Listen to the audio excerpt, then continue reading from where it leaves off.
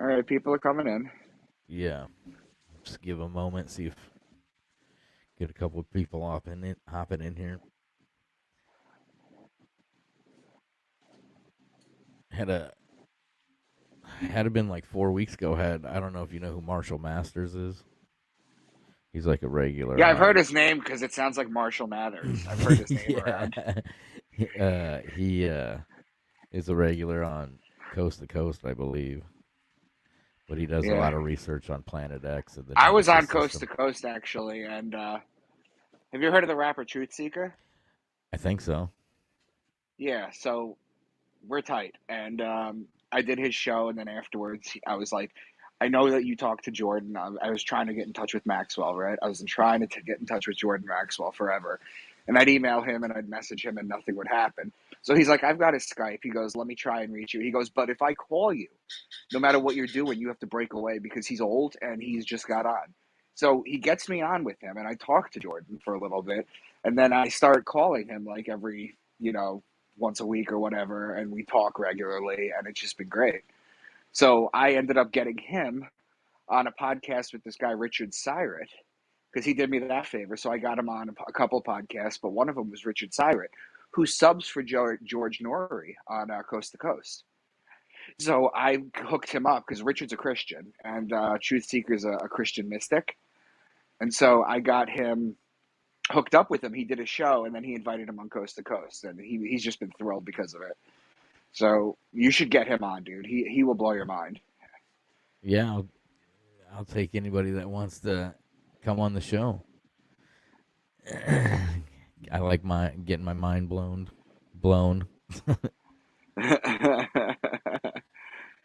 Clap those mental cheeks. Yeah, yeah. I got it streaming out live. I mean, we can start with how's it been going? This is Micah Dank, the author of it's Beneath the Veil and the It's Into the Rabbit series Hole Into the series. Rabbit Hole. Right. Yeah, it's a 6 book series. You've written book 7, right? Yeah, book seven's done. I wrote it in 19 days. Sweet, sweet. How It's those been? coming out. I think I talked to my publisher. He just sent me the contract for it. Basically, my publisher that I have right now, I have an open-ended publishing deal with them. So basically, anytime I want to publish something, like right now, I'm in the process of doing a kids astrology book. I just got a illustrator. I've been working on that with my astrologer too, and book seven is done, so that's coming out. I'm starting to put together ideas for book eight, but I need the major plot. I need the major thing, and it's like not coming to me. And I'm not used to this though because the first 7 books I wrote without a hitch. I wrote 5 books in a year. I wrote this last one in 19 days. You said you're writing a kids A book. kids astrology book. A kids astrology book. Yeah, Really? yeah. It's gonna be called A's for Aries because Aries starts the new year, Uh huh. and it's gonna be basically just a kids book with each zodiac sign. And you're going to see a picture of the zodiac in the sky, and then on the next page, it's going to be like character traits of children under these signs. Okay, that sounds pretty cool. Yeah. And My publisher told me though they said it has to be 74 pages. That's like their minimum. So we got to get 74 pages illustrated. So we're working on that. oh, a minimum of 74 pages.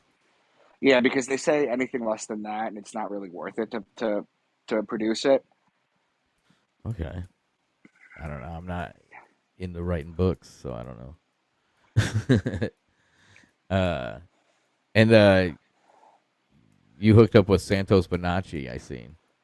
I hooked up with Santos. So what happened was I posted something on Facebook, right? Hmm. And um, I like Twitter more than Facebook, to be honest with you. Like all you guys and all my conspiracy truther seeker friends are on Facebook, but there's a lot on Twitter. I mean, there's a lot on Twitter. So I like Twitter first, and then Facebook gets more interactions. So someone posted something on Facebook about how Santos has a school. So I had been intermittently for the last 8 years reaching out to Santos, like very sporadically, like once every 2, 3 years. And when I broke down the book of Matthew, I sent it to him. And I was like, what do you think? And he goes, this is great. And then when I did I recently did one with Reed Coverdale. I don't know if you know who that is on Twitter. Mm-hmm. And he's a libertarian. They talk a lot about that kind of stuff. But he had heard me on um, Clint's podcast, which is Is it Liberty Liberty Lockdown. Lockdown? Yeah. Liberty Lockdown. So I'd been on that. Reed heard me. He wanted me on there. So I recorded an episode with Reed, and it was like an extended version. My first presentation in astrotheology that I usually give new podcasts, it grew from like maybe 32 slides to 97. So I keep doing it and I keep expanding it. So I keep doing new podcasts with it. And I keep like I have a note file on my iPhone, right, where I have the best episodes of every topic that I talk about, you know, Yeah. and that's what I send to people. I just copy and paste it and send it to people, and usually they let me know about that.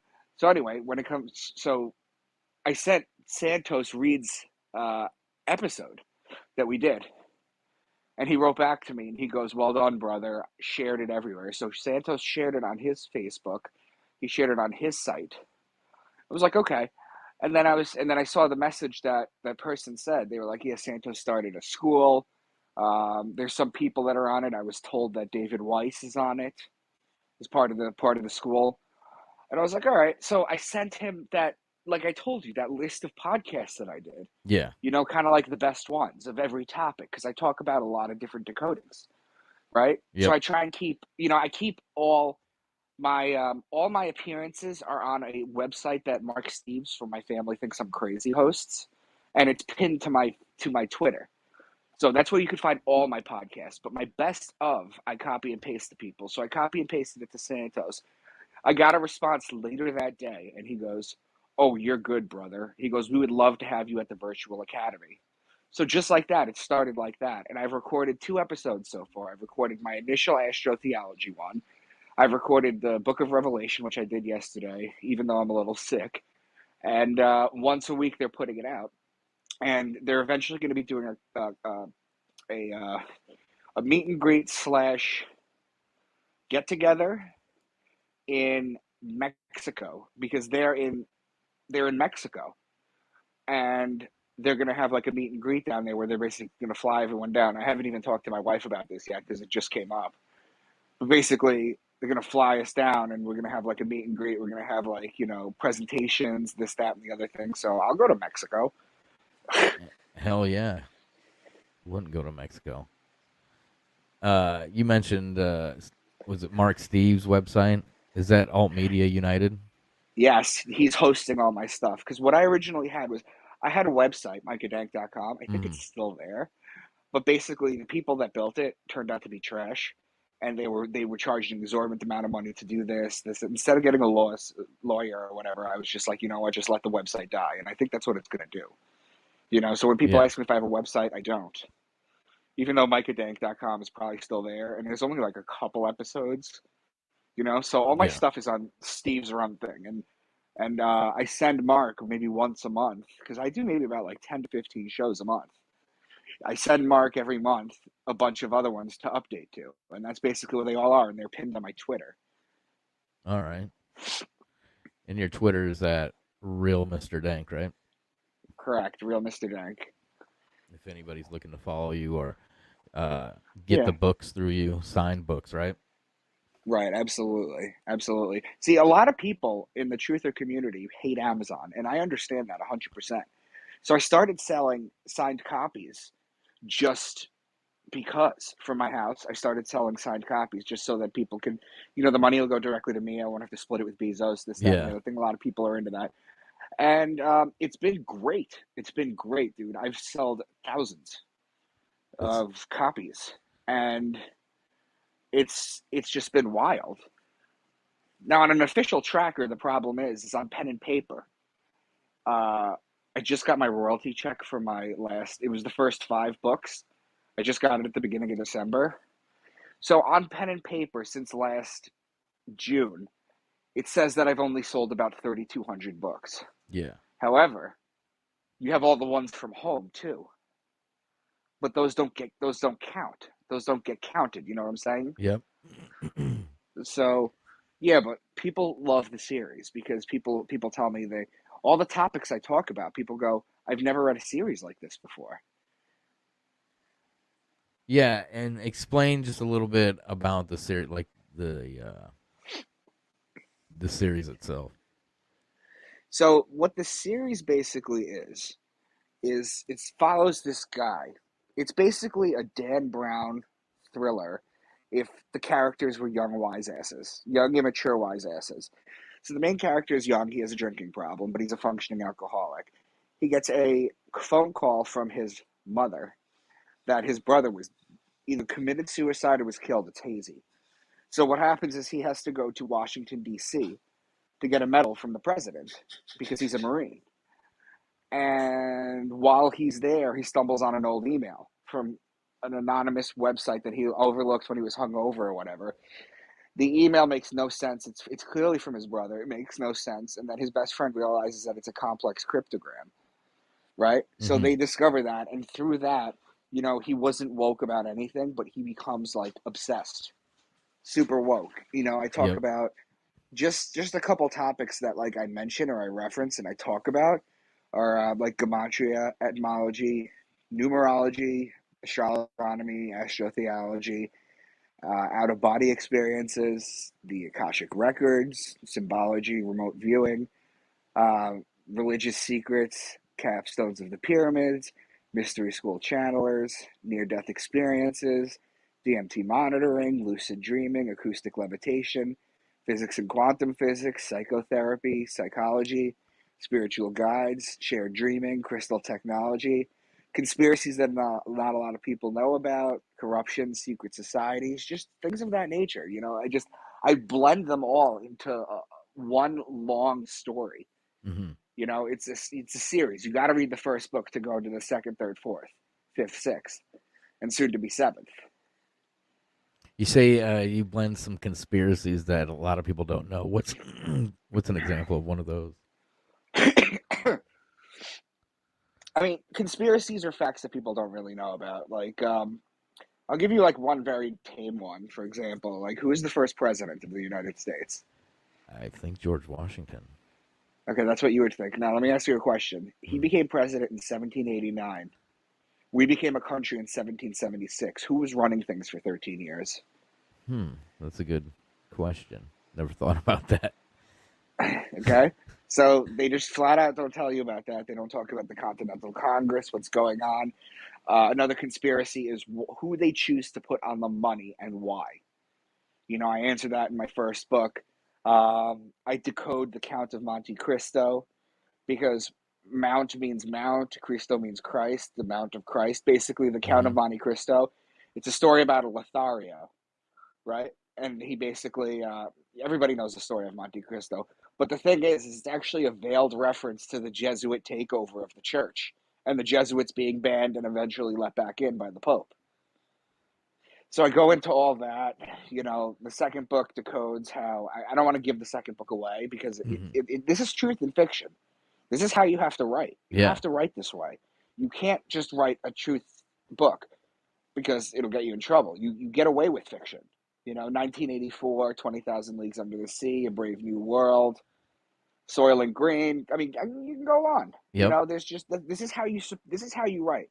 So I studied that, and I have an English degree from college in language and literature and criticism, and that's literally what I do. I take language and literature and I criticize it. You know, with astrotheology and such. So I had a writing background. My father and grandfather were both writers. They were editors at CBS News. So I've had it in my blood, and then I just put together everything that I know basically into stories. There's also funny conversations between the characters, immature, conversations that'll keep you laughing. Um, there's just all sorts of stuff in the books, and they're not long reads. They're only about 260 pages a read. That's it. 260 pages, and it's not even a small font, but it, someone sent me, I forget who it was, because I'm at the point right now where I can't remember names of who says things to me anymore because there's just so many people. Mm-hmm. Um, one of them said to me, sent me a picture. She took a picture of my first book with a bunch of sticky notes throughout the pages going, I have to go back to read this. I'm like, yeah, well, that's what I want you to do. Is I want you to. What people are going to do is they're going to go through my book, they're going to read something, and they're going to go, there's no way that's true, and look it up. And then they're going to go, okay, I guess that's true. Then it's going to happen again and again and again. And by like the fifth or sixth time that they're like, this is not true, and they see that like it's true, or they do some digging, they're going to start to just realize that this is truth and fiction, and they're going to be able to read it that way. Yeah, they need to have a pen and paper when reading your book. Yeah, people do that. People tell me that. I got a question on Facebook. It says, "So with your research, what with this astrotheology cycle, what's the next cycle?" Read that again. It says, "With your research with astrotheology, what's the next cycle?" So the next cycle. So okay, in the age of Taurus, it was the Egyptians. Okay, they Mm-hmm. were the prevalent people. Now the Egyptians during the age of Taurus used to have hieroglyphs of the bull with the sun between their horns. They would tell you they'd worship the sun in Taurus. Then they start to fade. In the age of Aries, the Jews come up. That's why they blow the ram's horn to the sky. That's why they smear the lamb's blood on the door to keep God from killing their firstborn son. It's the same story over and over. Okay, then they start to fade. Then in Pisces, the Christians come up. That's the two fish. That's why Jesus feeds the masses with two fish. It's why you have the Vesica Pisces, okay, which is the center of two circles, which is the Jesus fish. The Jesus fish, okay, numerical value is 247 over 153. 153 also happens to be the same amount of fish that Jesus saw Simon Peter pull into the boat when he told him to toss the net on the other side. So the ancients knew all this. Right now, we're going into the age of Aquarius, which is symbolized by the man with the water pitcher. Aquarius is the sign of the man. Virgo is the woman. Aquarius is the man. Okay? And two things are going to happen. We're going to spiritually grow, all of us. The collective. Star seeds are going to be born. We're going to collectively grow and raise the vibration because we're not in the dark ages anymore. Okay, we're in the age of enlightenment, and they know this. Okay, and the elites know their time isn't up, but their last stand, what they're going to do in the age of Aquarius, okay, because it's the sign of the man, is, and you're seeing it happen already this early into Aquarius. Okay, 9 years into Aquarius, you're seeing merging with machines. You're seeing all this stuff happen. This is going to be it, merging with technology. It's the evolution of the man, both spiritually in a good sense and mechanically in a negative sense. That's the new religion, because there's not going to be a new book with a new religious book, because we can talk like in your podcast, or like here we could share this to the world. There's cameras everywhere. To start a new religion, which they all used to be started with bloodshed and forced conversion, we can't do that anymore because we would know. You know, by the time people figured out what the hell was going on, Christianity was already a thing. There's not going to be a new religion now. The new religion is going to be a man-made one. And the man-made one is going to be merging with machines. And you see people like Elon Musk smoking weed, going on Rogan, and he's talking about how he's been warning people not to do this or they should slow down. And then what happens? He goes back to it and he does the same thing. Yeah. The meat merging with machines thing.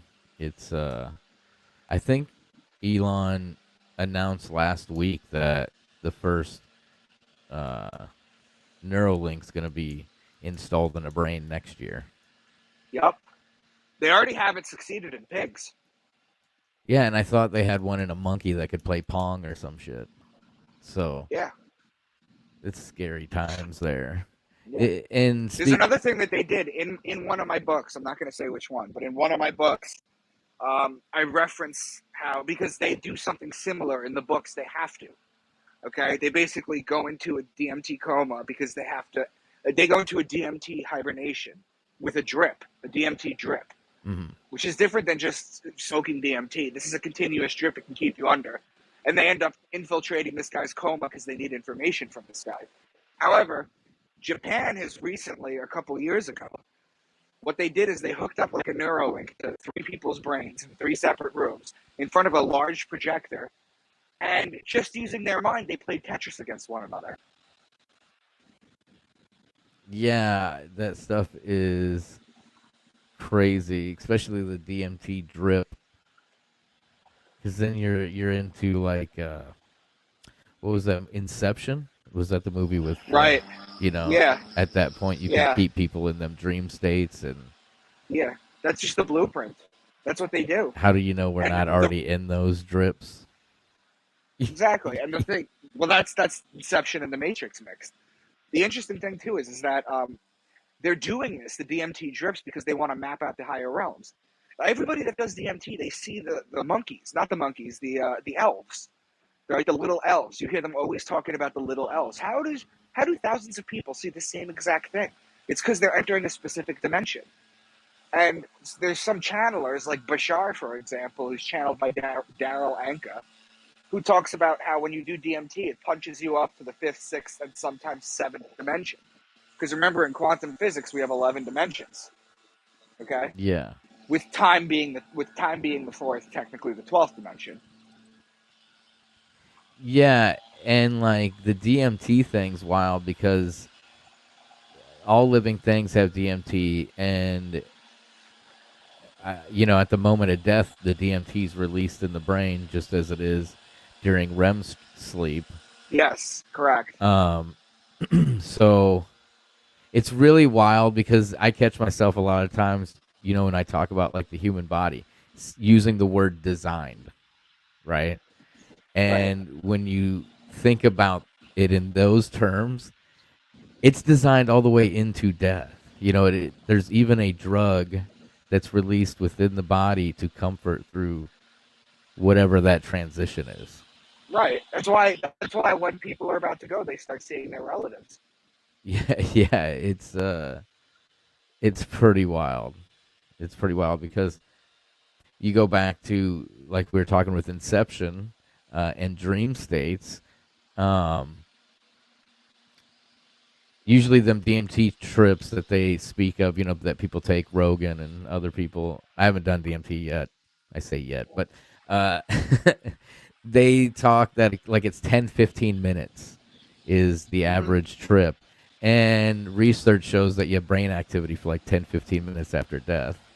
So Yeah, in that 10 or 15 minutes, within that realm that you are in that DMT, time doesn't exist. correct. So in theory, just that realm that you enter can last for infinity. Well, time doesn't exist. Yeah. So I It mean, only exists. It only exists in this dimension. Yeah. yeah. So I mean, it could last forever. Just that just a lucid dream forever, which would be Yep. pretty sweet. I think that'd be sweet. Yep. I mean, I don't want to get too dark with it, but yeah, and now we're it's Christmas time. Right. Mariah Carey's on every channel right now, and Christmas time. What's like some of the would it be astrotheology just with Christmas and the whole I guess ritual? Because I mean the whole thing comes from the pagan Saturnalia war. Right. Um.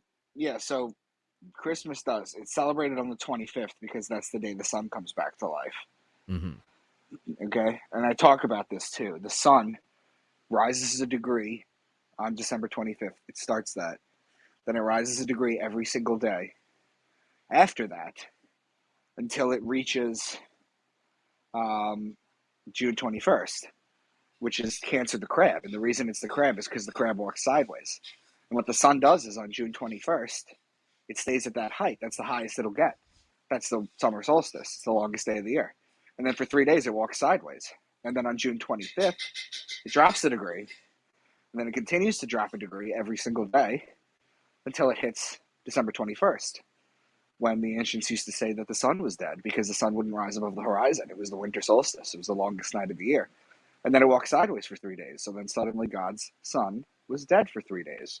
and then that's why he comes back to life on December 25th. And Now, I mean, as far as Christmas goes, you have Wepwat and Yinipu. They load the toys that Noom and Ptah make onto sledges, pulled by golden jackals, and deliver them to all the girls and boys who live within Matt. That's the same story of Santa Claus. And if you ever listen to Santos talk about Santa Claus, did the shit? I had a question, and then this you threw out those names there about the Santa Claus and Mott, because that comes from the story of Mott, right? right? Um, and also like it goes into like Egyptian, like people don't. I don't know if everybody knows, just like etymology of time as far as like hours comes from Horus, and Horus, Uh-huh. was the sun god, and he basically walked across the sky and Yeah, that's where we get the Horus like, scope from. Okay, mm, and what happened? The sun walks in 12 steps across. They used to say Horus walks in 12 steps across the sky because there's 12 hours in the day, there's 12 hours at night. Okay, and what happens is at noontime, okay, it's 12 o'clock. He was known as the Most High. Well, Jesus at 12 years old was known as the Most High.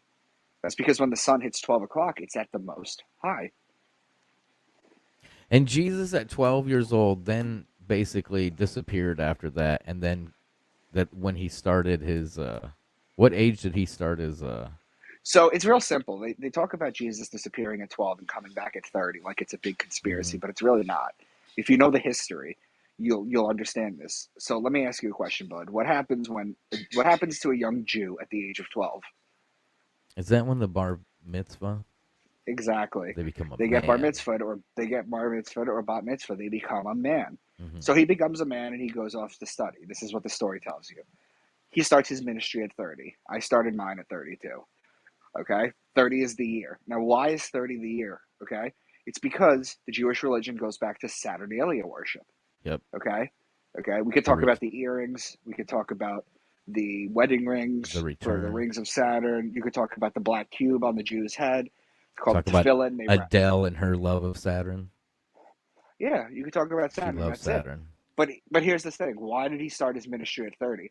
Well, the Saturnalians used to say that you could not start teaching until Saturn came back to the point it was when you were born. That takes 30 years. Hmm. So that's why he starts at 30. It's all related. It's all related. You just have to understand the history. Yeah, and yeah, I mean, it all comes back around kind of like Saturn every 30 years. You know, uh, what's it's the same as like Easter, right? The Right. spring equinox, right? Correct. What does that represent? You know, Easter goes back to Ishtar. yeah. But Easter is basically so there's two things that are so Easter's in Aries, just like Passover's in Hmm. Aries. So what happens is in for Passover. Now in the Jewish religion, Passover is when God passes over all the houses in Egypt and kills anyone who doesn't have the lamb or the ram. Remember, the Jewish people are the ram. Anyone that doesn't have the ram's blood smeared on the door. Okay, well, okay, that's the Jewish religion. Now, astrotheologically, okay, it happens in Aries because the sun passes over the equator on March 21st. It's a 12-hour day, 12-hour night, just like September 21st. Okay? Then the Christianity, okay, it's the resurrection of the sun. So you see, you have the Passover Yeah. and the resurrection of the sun. It means the same thing. And the symbology of the Okay? cross itself crossing Right. over the equator. Hmm. Exactly. It's crazy.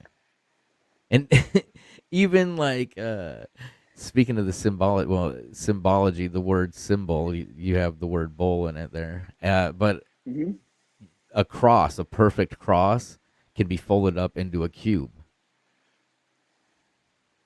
Yep. You know, I mean, it all goes back to that. When you flat pack a box, it's a cross. Yeah, yeah, That has and to do with sacred. That has to do with sacred geometry, which I don't get too much into. it's just wild. It's just wild how um, like deep the stuff is, and then like how we still like do some of these rituals today. And then people are involved in ritual without even knowing they're involved in ritual, or understanding they're Well, like. imagine, like, think about this. During the times of the Greeks and the Romans, right? They Yeah. had their gods. They had their gods. They had Jupiter. They had Saturn. They had their gods. Which They the had their Romans were powers. known as children of Saturn, right? I believe. Correct. Yeah. And they had their gods. Mm-hmm. They had their gods, and you couldn't tell these people they didn't exist. Okay, it was all solar worship. It was all Saturn worship. Okay, you got to remember Saturn was a lot closer to us than it was now. Now it's just a faraway planet. Okay, back in the day, it was known as our second star, if not the first star. I mean, the sun. It was the first sun. It was a lot closer. You used to see the rings. You used to be able to see it. Okay, there was a war in heavens. The And it planets was I'm rearranged. assuming it was at a tilt, so you could see the rings, and then they look like Right. horns as well. That's where you get the swoosh from Nike. Represents the rings. The Nike swoosh represents the rings of I've never Saturn. heard of that before. Yeah, Okay, because Nike's makes some sense. dark shit too. Yeah. Well, their Nike's "Just Do It" campaign. Their "Just Do It." Yep. Their phrase Mm-hmm. was the last words on a inmate on death row. That What's that? just just do it. Their catchphrase, Nike, Came from Death Row, came from a guy on death but row. not That Death was Row his. Records. No, not death row records. Death row. He literally said, "Just do it." And they were like, hell yeah, stamp that on the Jordans. Yeah. Yeah. That's some weird shit with like the number 23 and Jordan himself, the Prince of Air, and then you have the bull, the bulls with the Nike, which Nike was the goddess who slayed the bull, right? I think so. Yeah. Yeah, there's a lot of symbolism in there. And when you see all this stuff in there, it's like, God, how, like, I mean, they really plan it down to the finest detail. They do, but like I was saying with the Greeks and the Romans, like Yeah. you couldn't tell these people that their gods weren't real. Okay, Mm-hmm. and it was all Sun and Saturn worship. That's all it still is. You can't tell people that you can't tell Christians that it's just still Saturn and Sun worship. That's Yeah, all they it just is. it's a big disconnect, you know.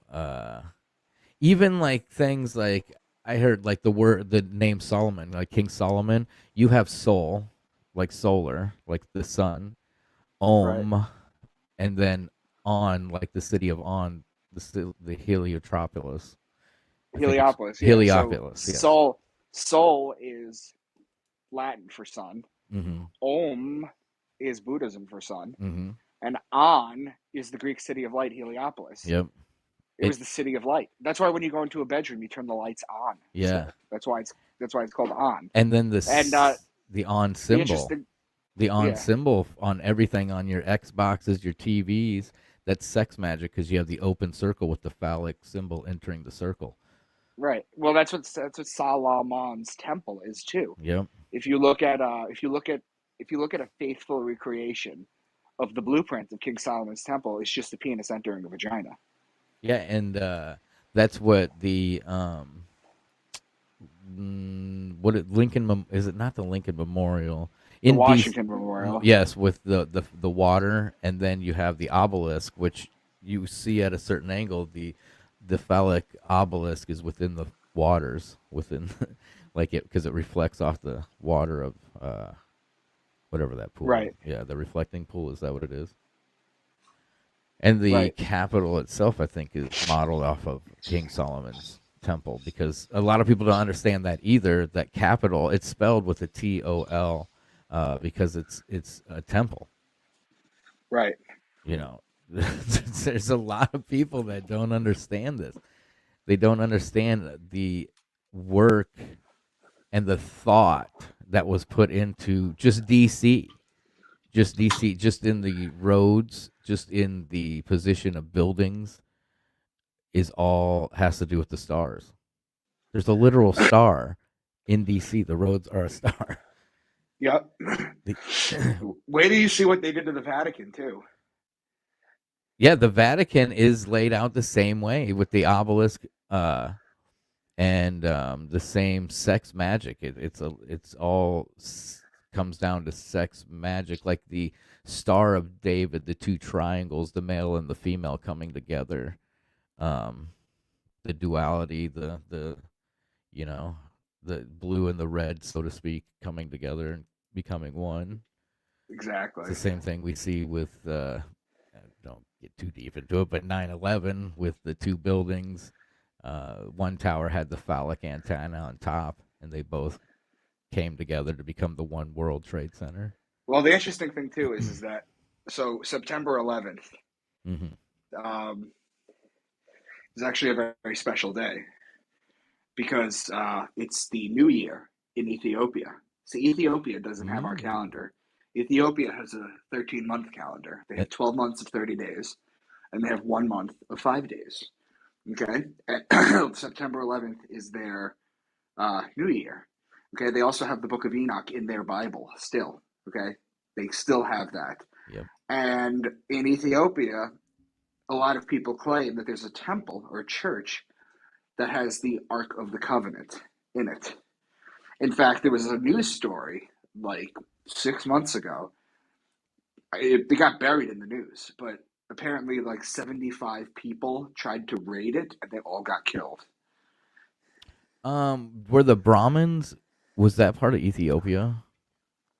I don't remember. I don't recall. I haven't really studied that much into it, but I think I'm going to incorporate it into my Because the next book. Brahmins, I mean, I know Maxwell talked about the Brahmins being the most high. They were the ones you had to be a Brahmin to speak to God, and that's where Abraham come.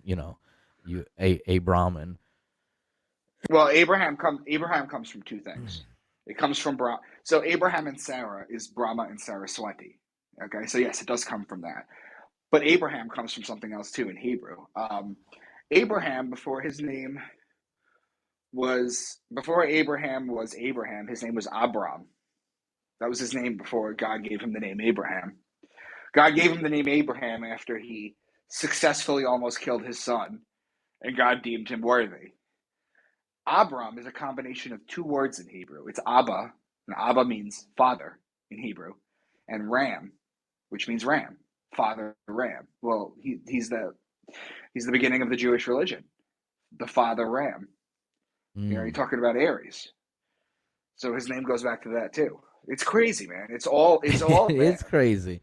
It's kind of like I got to thinking, which I'm sure I heard this, but in was it in Genesis when Cain killed Abel, right? And you think about, did Cain kill his brother? Or did Cain kill a bull?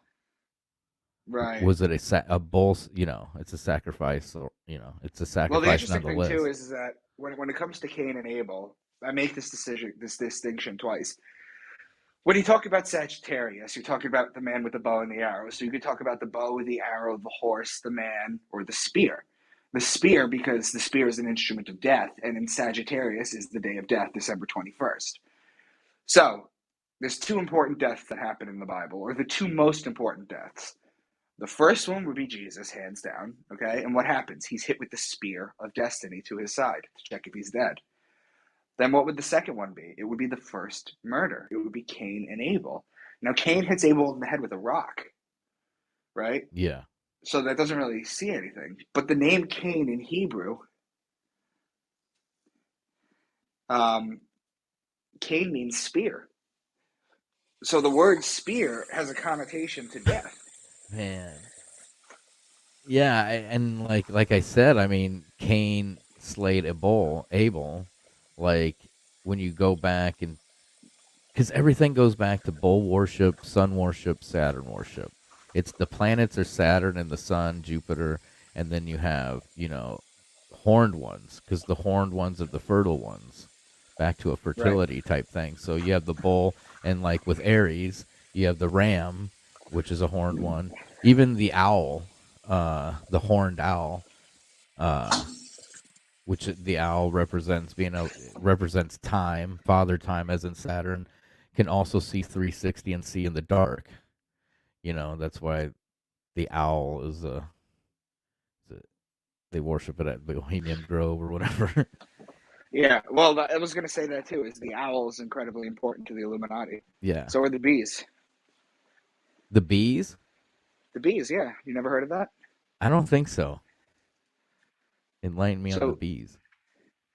the bees go back to the sign Cancer to a group of stars called the Beehive Cluster.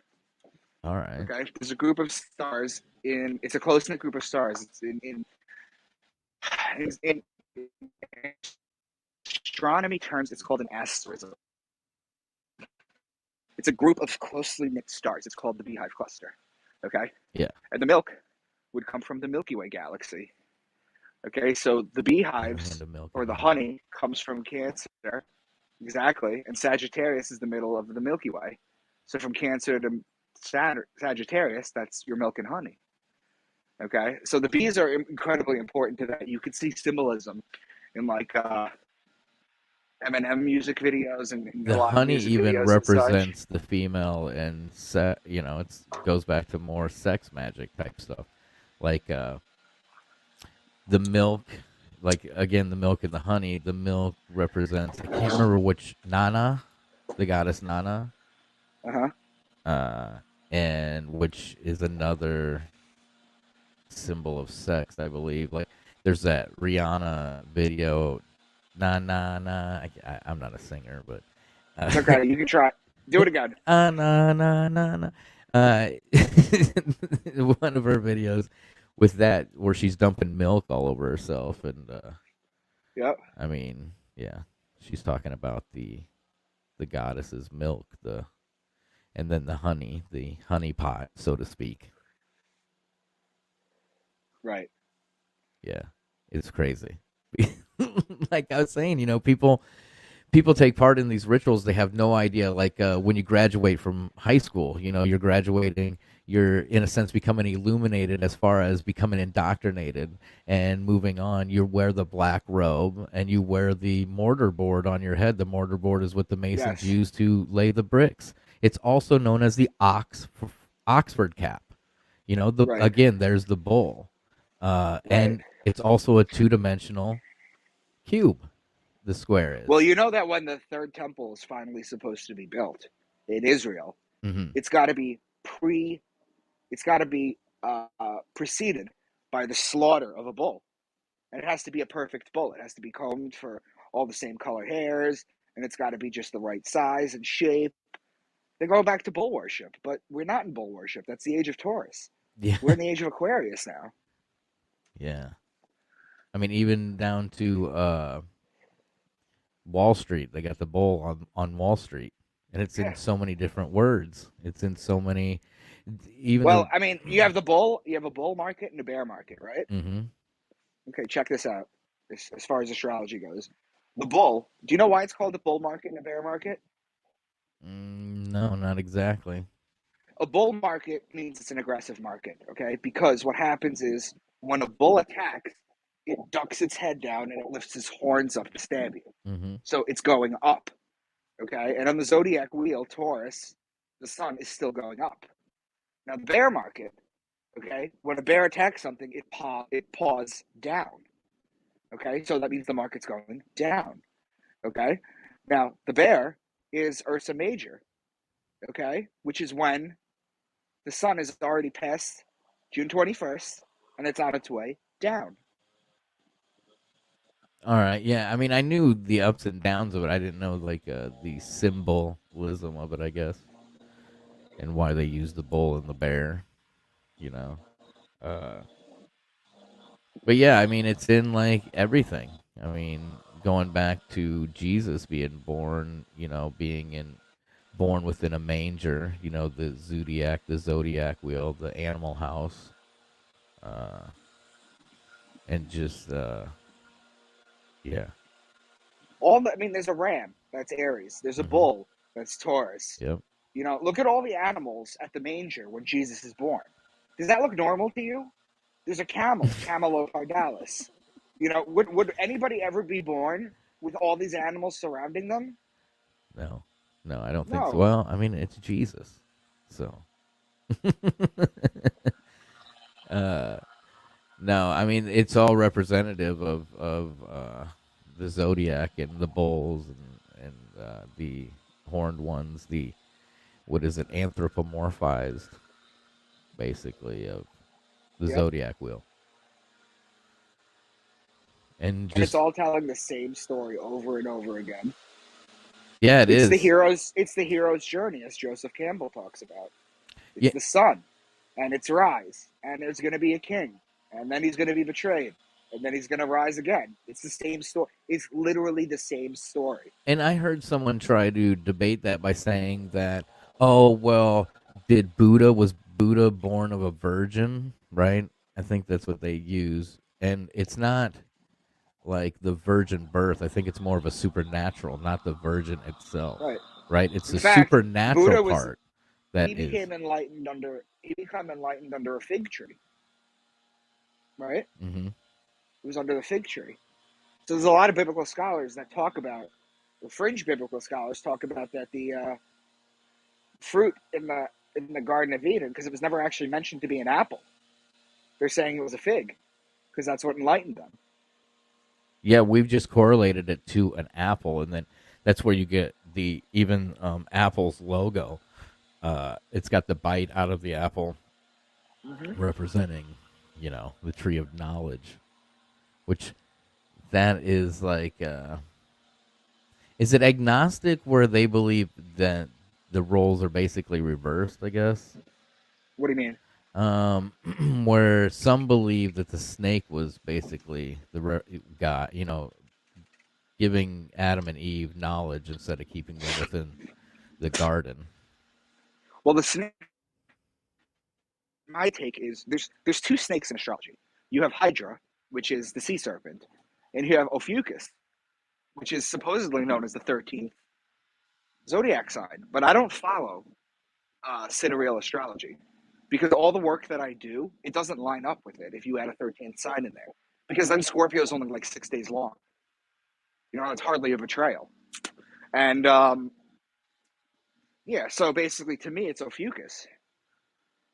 Which you mentioned Scorpio there in the betrayal, Right. and you're talking about the betrayal of Jesus, and Correct. That's why he was betrayed with a kiss. yeah, He could have been stoned. He could have been hugged. He could have been a million. There's a million ways to point. If I'm pointing you out in a crowd, I'm not going to walk up to you and give you a kiss you unless just it's walked up and be like, metaphorical. "That's him right there." Exactly. He gives him a kiss. Why? Because when a scorpion or Scorpio bites your hand, it leaves an imprint in your skin that looks like a pair of lips, but it's full of poison. That's the betrayal. Did is that like it did not? Do you know if it happened like in the house of Scorpio or uh? So the story is metaphorical. Mhm. Okay. Yeah. It's encoded. Understand that. It's encoded. So when I say something happened, it doesn't literally need to, like, people will, I'll tell people that the death is December 21st. And I'll get people telling me that no, Jesus, the Last Supper was a Passover dinner. He died in Aries.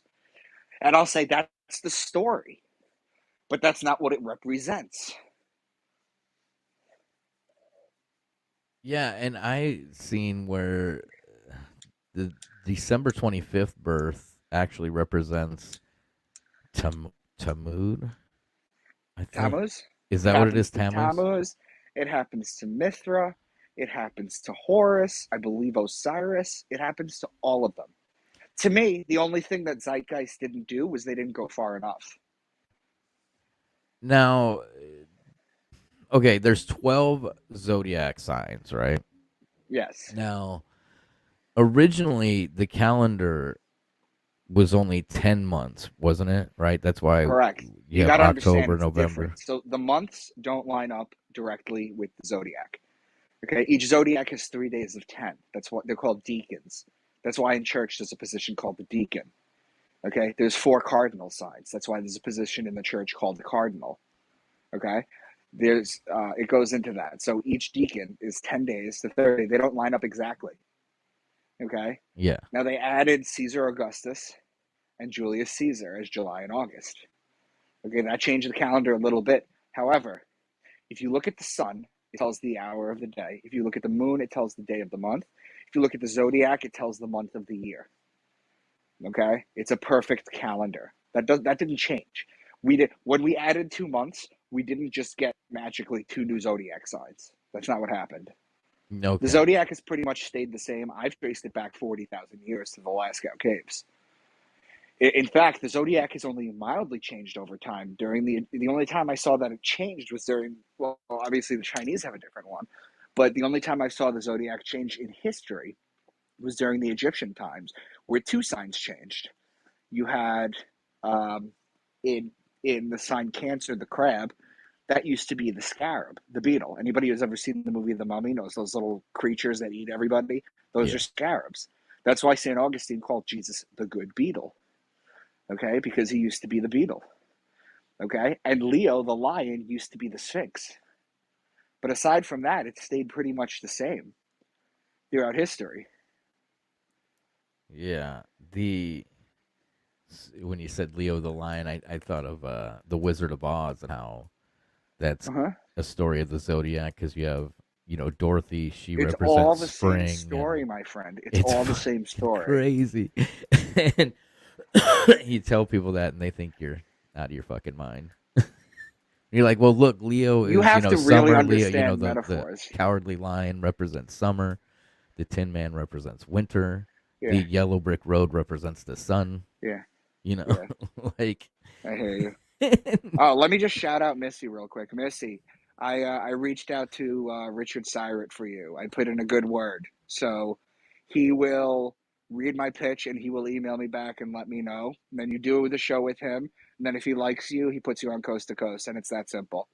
So shout out Missy. boom. I invited her up, see if she wants to come up. Uh, but yeah, it is. It's the symbolism and the stars, because yeah, I mean, it's the sky clock. It's on a cycle. It's on a, and it's a pretty accurate. I mean, it's what they followed for for thousands of years. What's going on, Missy? All day it's been quiet. The minute I need to be on something important, I don't know what the hell's going on next door, but I think they're pressure wash. I don't know. Good time. It happens. Hopefully it's not too loud in the background. If you guys hear a bunch of background noise, let me know and I'll figure out something else.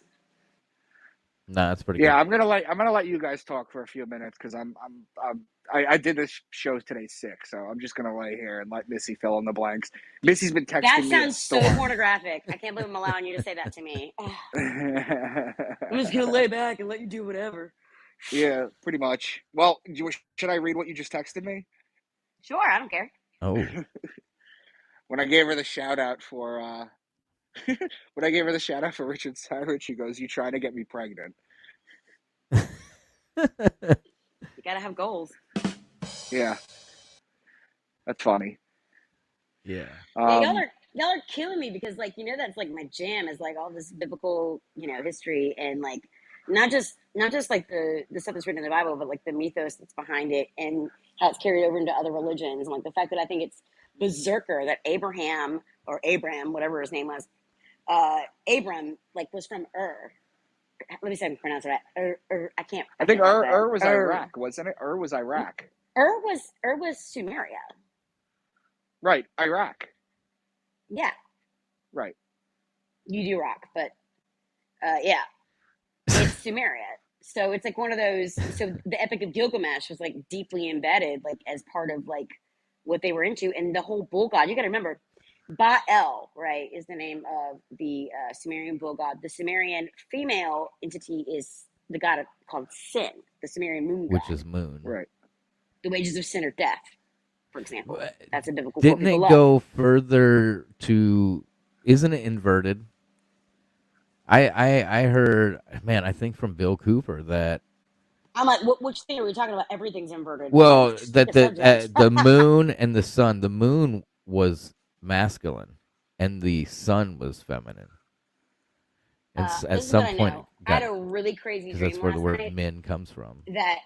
that there was a lunar eclipse and it kept happening over and over again, and it was stuck in like a repeat pattern, and it freaked me the fuck out. Well, actually, it was the night before last because I didn't sleep last night at all because it freaked me out so bad. But it's like we were stuck in this stage of, in my dream, that we were stuck in this stage of this lunar eclipse. It just kept happening over and over again, and it was like causing chaos. Wow. Okay. So Yeah. like a Groundhog Day lunar eclipse. Yeah. And like you couldn't escape it. It was like so clear in the sky that everybody could see it from everywhere on the earth at the same time.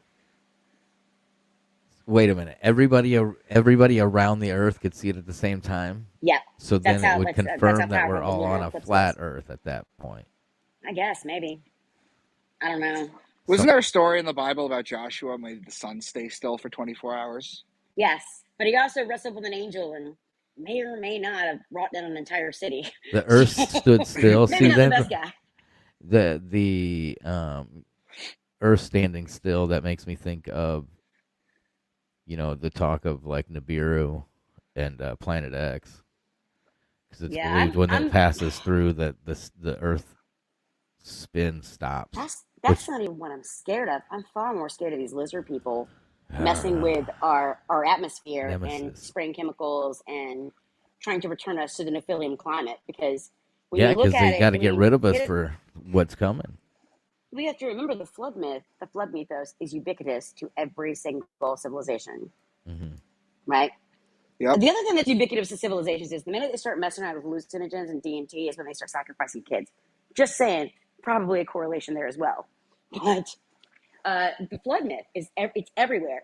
And the thing is like in the flood myth, whether it's Noah or Gilgamesh or whoever, everyone's laughing at them because they're like, what are you doing? Like, rain had never existed before. The atmosphere changed. It rained for the first time. And then you had 40 days and 40 nights. And I had this discussion with someone last night, and it blew my mind that I never realized this before. If you had 40 days and 40 nights, let's say the biblical story was true, right? Let's just say, the earth, like, he was like, everyone's like, fuck you, motherfucker, you idiot. And then it starts raining, and they're like, ooh, maybe that was a bad idea. You notice he had 2 of every animal, but he didn't have 2 of every plant.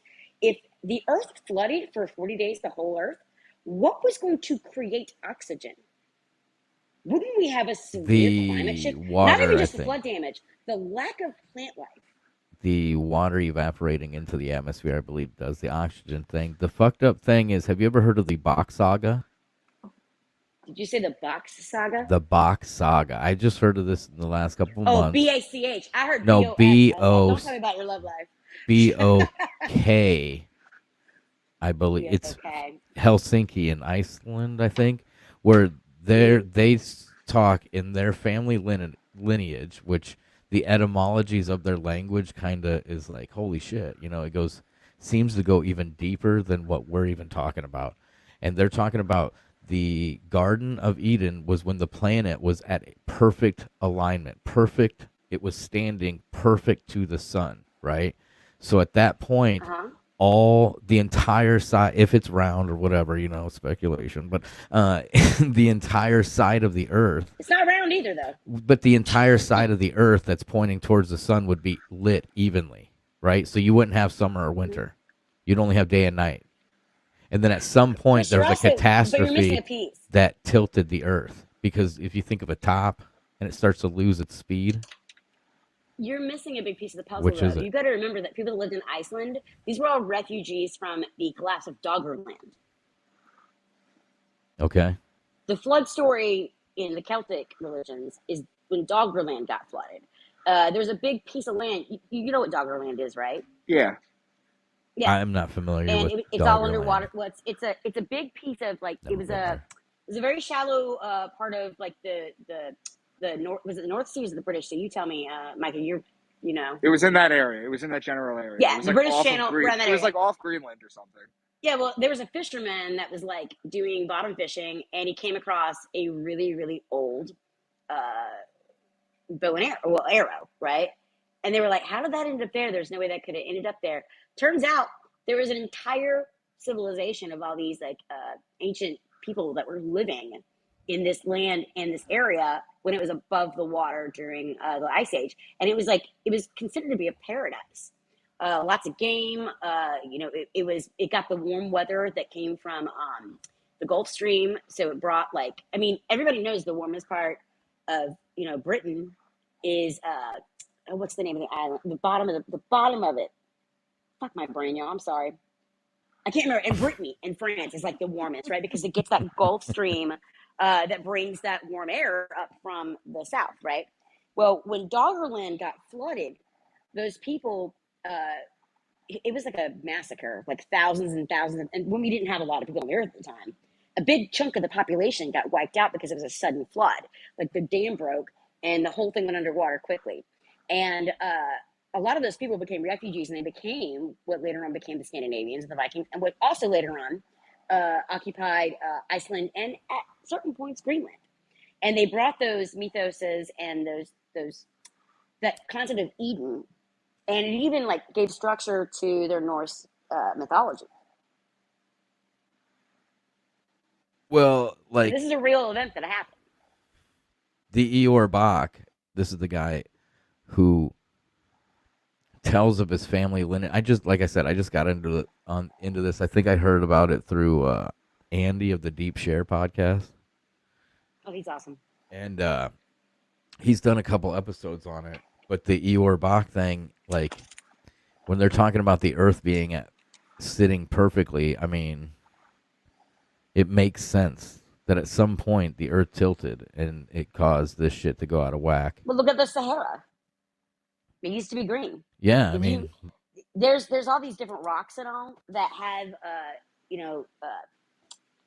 I don't want to say caveman. Neolithic, I guess is the right term.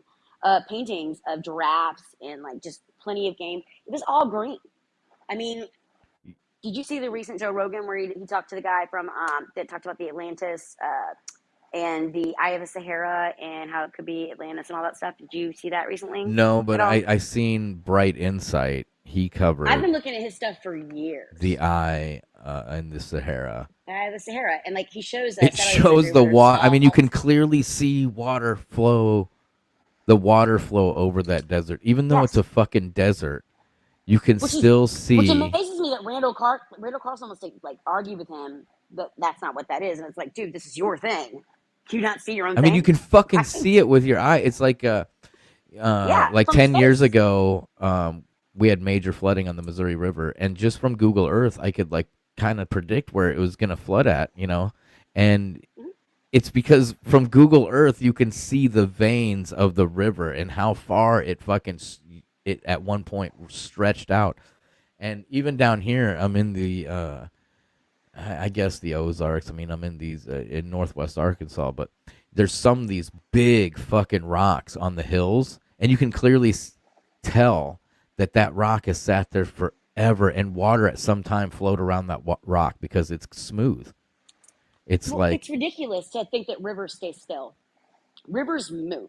They change trajectory. They change paths. I mean, like, just let's look, for example, the concept of Samaria we were just discussing. They were fed by the Euphrates River. Well, the Euphrates River moved. The Yangtze River moved. The Yellow River moves. And maybe they call it the Yellow River because it's choked with Chinese people. I don't know. But a lot of people died because it moves. The Seine moved.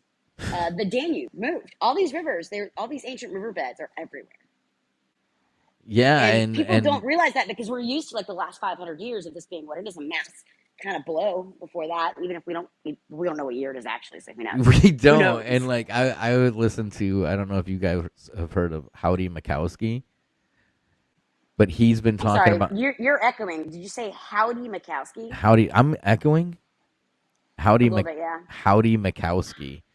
I just want to make sure I heard that right because I'm like, howdy, pouty, like that. I know, but he covers like the world's fairs and how. Oh yeah, I've been digging into that. Oh man, that stuff is crazy because the buildings they built. It's so far. There's a Parthenon in Tennessee. Yeah, a replica. They don't remove those buildings. What's that? They don't necessarily remove those buildings. A lot of those buildings they pick up and move to somewhere else or sell them. It's creepy. It's weird. I don't know how they do it. I don't know how they do it. I mean, the Chicago's Fair, and then like the one they had. There's a great documentary on the Chicago Fair, and it's narrated by oh my god, who's the guy that played Willy Wonka? What's his name? Gene Wilder. Gene Wilder narrates it, and it's called like The White City on the Hill or something creepy like that. It's It's a, fucking creepy. and it Like, came out in the 80s, and it talks about the Chicago Chicago was World's Fair. Columbia, you know, it was all about Columbia, the goddess Columbia. I mean, when you came to it, it had Isn't this. it still all about Yeah, it that? is. I mean, but the World's Fair just like Howdy explains it as like, is this when there was a reset and they just like you had to be like well off to Dude, get into the fair, and this is where you learned Chicago. everything. They had human zoos, like Chicago was called the Windy City. Chicago was the home of prohibition, so much violence. You know, we're talking about Al Capone, we're talking about the Valentine's Day Massacre. Chicago is currently the massacre capital of the United States. Chicago had Oprah or Harpo Studios, her name backwards, nothing to see there. Chicago had the riverboat yeah. that capsized with like 3,000 people on it. Chicago, there are places on this earth that are dark. Chicago, the Chicago Fire. Chicago, I don't know what's up with that. I can't explain it. What's I crazy mean, I'm is sure we get into mystical stuff about it or whatever, or ley lines, or I don't know. All that stuff to me is mumbo jumbo. I need to like be able to put my hand on it, and I can't. my But Chicago, as hometown. far as I'm concerned, has one of the most horrific. In San Francisco is another one where it's just their past and the stuff that's happened there is just disaster after disaster after disaster, and the blood that was shed and the blood that's still being shed. It's just insane. The zombie people that live in San Francisco creep me out more than anything, because you got to remember, like, they had an opium epidemic, they had the earthquake, and like people weren't even like doing anything about it. They were just like, oh, there's a fire, and like they had to have people with guns be like, you need to get over on this side of the street, you're going to die, dummy. And they were zombied out then. Just the San Francisco and Chicago have really messed up histories. Where I'm originally from is Sioux City in Iowa, which is on the Missouri River, and that place is known as Little Chicago. And what's crazy is in that town, it's like 75, maybe 80,000 people, and they have a massive Shriner temple. They have a massive Scottish Of Rite course they do. temple, Of and course then they the do. Blue Lodges are everywhere. Like, and the Shriner stuff, like the occult rejects, they blew my fucking mind with Yeah, their Shriner work because like they're not where done I'm yet. They're from, coming out with something new. we were I'm not sure of the surrounded details, by but they're coming out with something amazing soon on that too. Something yeah new they you never heard of. like the Shriner thing. Just from where I'm from, I was surrounded by Shriners. And Well, you got to remember, in the 50s and 60s, okay, right now, if you go to college, right, where do they get? They get, I mean, the frat boys, right? You got like I mean, what are all the different ones? You've got Skull and Bones, right? Skull and Bones, basically, like, you're paying for your friends, right? And you're doing things that make you secretive and make you loyal to the group. People don't join fraternities because they've got too many friends. People don't, I mean, they're paying for their friends, right? What people don't yeah, realize is that in the 1950s and 60s, post World War II, there were a lot of dads that didn't. It's hard to make friends when you're an adult. There's a lot of dads that just wanted to be a part of something and have a way to make other friends and have something to do with their friends, right? And the secret part of it was not so much. It was more to make it a mystery, to make it a like, a buyer's market, to make it something people wanted to be yeah. a part of, right? Especially people that had just gotten out of World War II, and like they had a lot of secrets they had to keep, you know. So for them, like, it was just one more thing, and it was a way for them to get out of the home, get away from their wives, and they use that, these Shriners clubs, the Moose. I mean, so much so that it's on the Flintstones. You know, that's how like Yeah, well, I mean, indoctrinated it's that like there's so phenomena many. was. Everybody's a fucking Mason. I Well, mean, you it's just a got to dad. go It into was it everybody's. was a dad's club. It But was a not way for all them to get out the Masons are fucking house. evil. You know, Well, what a do? lot of them You don't go to even a know they're bar? worshiping the Eastern Star. You know, What do you? If you're a dad, right, in the 1950s, what do you do afterward? Go to a bar? Decent people don't go to bars. What you did is you no, went to you your go to Shriner. your fucking lodge and you get Yes, drunk with your guys you in go your to your, horny and then your hats. wife can't bitch at you because you're just around a bunch of dudes. Right? But they use that money and those dues. Remember, you have to pay your dues, or else you won't be friends with these people anymore. And what's crazy is nothing makes a man, especially a man from the 60s, that's middle aged with like 3 kids and a wife that probably doesn't fuck him properly. Right? Nothing makes that person happier than go, hey, what, you need this? I know a guy. Oh, I got a great doctor for you. I know a guy. It's that networking thing. That look at me, I'm cool. Look at who I know. They're willing to pay for their friends. And they use that money to do darker, deeper, more disgusting things. And the people that are on the bottom never have a clue how deep the tank is because they're not the brightest crayons in the box in the first place. They got to pay with their No, friends. most only make it to like the 3rd degree. They don't even fucking make it any further Even if than they make that. it past that, it's still bullshit. Like, you think 33 is where it ends? It's not the end. No, but I mean, it's I think they've lost power, though. I think that they're definitely, because we wouldn't know as much about them if they hadn't lost power. I don't know, man. I don't like when you get back to like there's no Dude, they ride around coincidence in and parades like wearing fezzes. It's not like they're super cool. dude, they got little go-karts, man. Those things are so fucking cool. They're like You know, that's why the oh, membership is so through the roof. Everybody wants to be a Shriner. that was No, so they've fun. lost power. They Something happened worked along the their way whole where they've life to lost their become power. clowns, you know. But again, it's all ritual stuff and like I've been saying, you know, throughout this is how just everyday normal people go through ritual without knowing they're going through these ancient rituals, from weddings to graduations to Of like course. just the words you fucking Look at how use. many things are controlled by an alarm in your life, or a bell, I should say. Yeah, back to Baal. The You know, bell, that bell owns your ass. that's why you got to A pay bell owns you. bail to get out of Whether jail, whether right? you wake, you're so silly. Whether It's you wake up fucking to a true. bell, or you go to sleep to a bell, or you remember this, or you answer the door, or you check the dishwasher, or you check the smoke detector. What's that beep? Right? Dishwasher needs to be unloaded. Microwave just got done. It's time to go to lunch. It's time to go home from work. It's time to switch classes. You Like, ring that Saved by the bell. Bell, right? Uh-huh. Like, there's people that, like, their lives are run by that stuff. There's so much. I mean, the concept. Breakfast was a marketing campaign, y'all. Breakfast was a marketing campaign, and so was the engagement ring. It's so superseded into our society that people have just, they don't even know this. It's silly little. I mean, I say it all the time, but it's so shocking when you think about how many things you've been indoctrinated into, and you don't even realize it. And also, I want to point out one more thing before we change the subject, because I know that you and I like to tangent. These Shriners and the stuff they do, their activities and these parades, the way they behave, like the way that they do the silly, like, you know, little tiny car shit or whatever. I want you to look at what they did in the 1920s that was considered cool college boy activity. They would shove themselves into phone booths, see how many they could fit in. They would wear these stupid fox fur coats and drive these jalopies and break stuff on the side of it, like to the moon, like just weird shit, right? Uh-huh. The behavior that college boys did in the 1920s and 30s. I mean, just look at It's a Wonderful Life if you can find it anywhere. It's racist now, apparently, but whatever. If you watch It's a Wonderful Life, it shows like George as a college student and him wearing like this stupid fox fur coat, right, and driving this jalopy with stuff painted on the side, and it was like a trope. The Shriners are now doing the stuff that was cool in the 1920s for college boys. Yeah. But it comes down to this ritual shit. Like I said, you know, where the town I came from, they had a massive, like, it was like a 3 or 4 story tall. Well, it was It called Sioux is. City. I expected a massacre. There was a massacre. I Free just read blankets, about the free blankets, and a preacher. massacre. The preacher, I think it's James Haddock. He was fucking murdered by, you know, brewery owner. Like everybody seen it.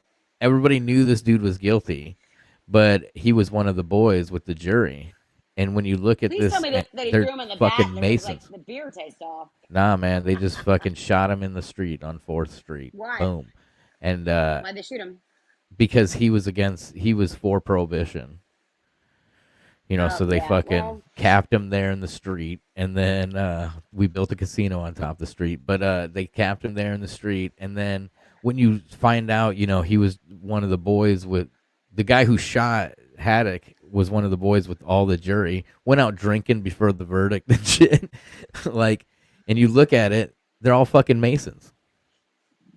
They're all Masons. If you go and get the records on these guys, see, that is they're all why Scottish I Rite keep saying motherfuckers. this. The Scottish Rite people, the Masons, right? The Moose Lodge people. That's why I'm telling you, I think they've fallen out of favor because we wouldn't know as much about them if they still had power.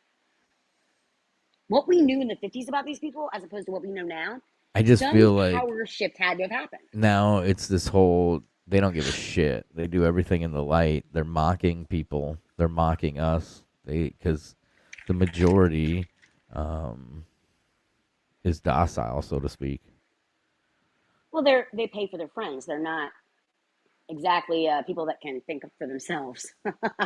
They're not super cool and Well, interesting people I'm on their not own. really talking about Masons. I mean, Masons, that's just like a front for the whole fucking thing. I mean, there's these dumb levels, and most of it's all Blue Lodge shit, and the majority of them don't have any fucking clue what they're fucking doing in their rituals and what they're actually fucking No, they have no idea. taking an oath to, But at the very top of the pyramid, so to speak, I mean, there's puppet masters, and If that is not a perfect analogy at the top of the pyramid. yeah, I mean, and there's puppet masters up there that are pulling the strings, and now it just seems like they don't give a shit if it's in the light. They don't give a shit if it's exposed. They're Could mocking be. us, I think and they're on the way down. Like we're we're it's a spiral that I mean. There's a reason that they're passing as much crazy shit as they possibly can right now, and they're trying to push everything as hard as they are because people that fight that hard are people that are losing. yeah, and it's like pushing it to the limit to see how. Well, the rubber band eventually has to spring back, Yeah, and and I where's the think that spring back?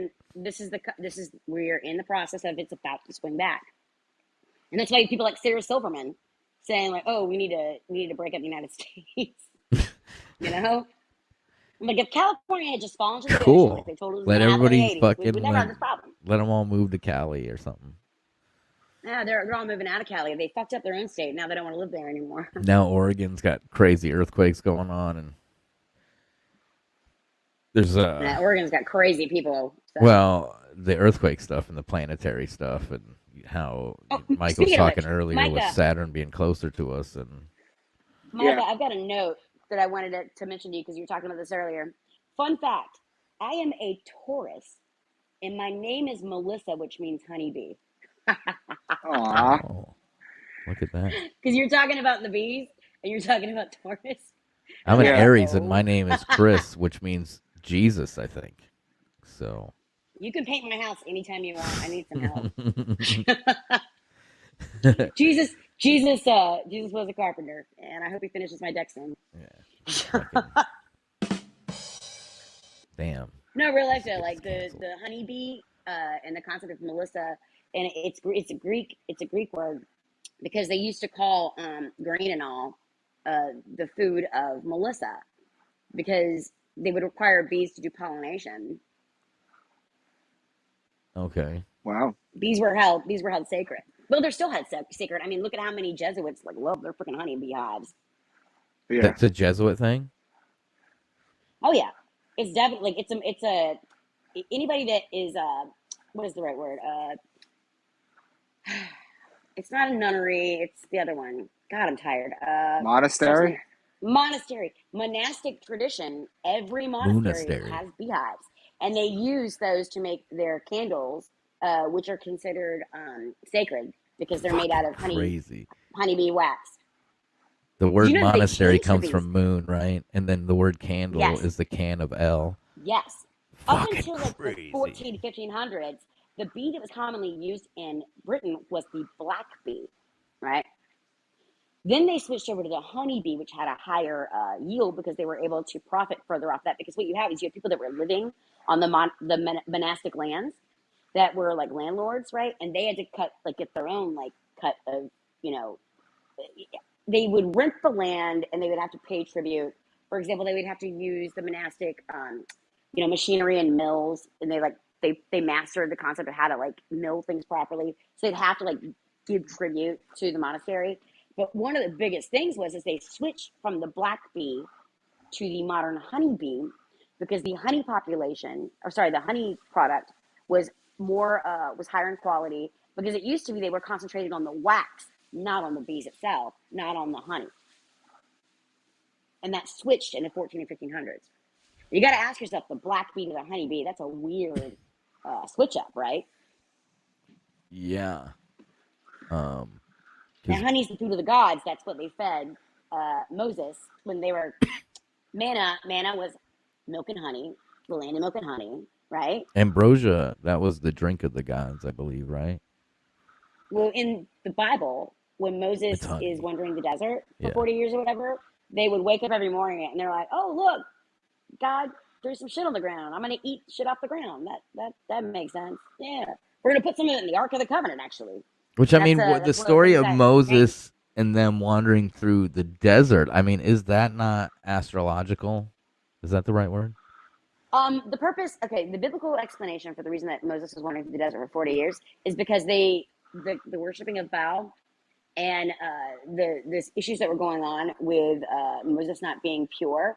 They literally had to wander around the desert till Moses died because Moses could not set foot in the land of Canaan, the land of milk and honey is what they called it. And God every night would leave on the ground something called manna from heaven, which is interesting. That's what they call Facebook now, right? Manna, That's what you right? collected in the video game God of War, was some The mana. cryptocurrency name Love that game. for Facebook for Meta is manna.